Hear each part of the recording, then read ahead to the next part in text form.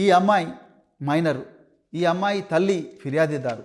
నిజంగా మెడకాయ మీద తలకాయ ఉన్న పోలీసులు కానీ ఈ బాధితురాలికి న్యాయం చేయాలనుకున్న ఏ పోలీస్ అధికారి అయినా కూడా వెంటనే మెజిస్ట్రేట్కి కాల్ చేసి, సార్ ఇద్దరు విక్టిమ్స్ వచ్చిండ్రు, ఆ తల్లి బిడ్డల స్టేట్మెంట్ అర్జెంటుగా రికార్డ్ చేయాలి, దయచేసి మా మహిళా పోలీస్ అధికారులందరినీ కూడా పెట్టిస్తాము, మీరు దయచేసి స్టేట్మెంట్ రికార్డ్ చేయాలని చెప్పాలిగా. ఇప్పటి వరకు ఆ తల్లి చెప్తుంది, నా దగ్గరికి ఏ పోలీస్ ఆఫీసర్ కూడా అప్రోచ్ అవ్వలేదు వీళ్ళ స్టేట్మెంట్ రికార్డ్ చేస్తామని అని అంటున్నారు.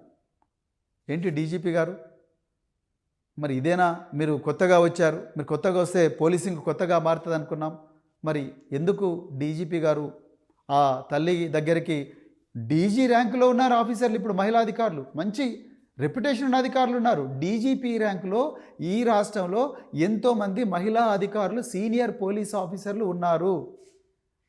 కొంతమంది ఉమెన్ సేఫ్టీ, కేసీఆర్ గారి సమయంలో డైరెక్టర్ జనరల్ ఉమెన్ సేఫ్టీగా కూడా పనిచేసిన గొప్ప గొప్ప పేరున్న అధికారులు ఉన్నారు.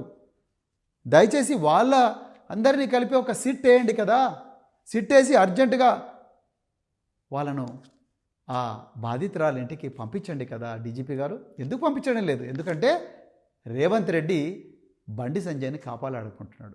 బండి సంజయ్ రేవంత్ రెడ్డిని కాపాడాలనుకుంటున్నాడు. రేవంత్ రెడ్డి చేసే కుంభకోణాలన్నీ సిబిఐ ఈడీలు రాకుండా బండి సంజయ్ కాపాడుతూ ఉన్నాడు, కిషన్ రెడ్డి కాపాడుతూ ఉన్నాడు.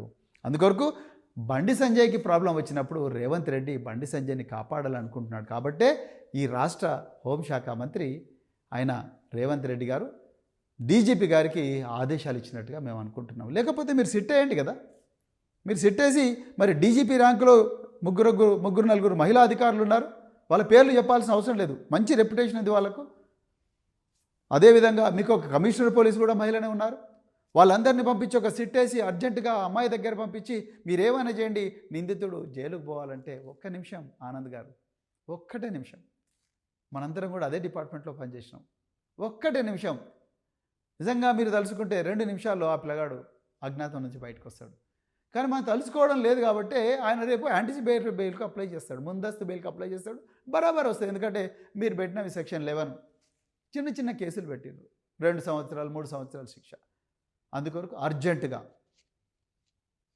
దీంట్లో 164 అంటే 183 బిఎన్ఎస్ఎస్ 164 సిఆర్పిసి స్టేట్మెంట్ అర్జెంటుగా రికార్డ్ చేయాలి. ఇంకొక ముఖ్యమైన విషయం,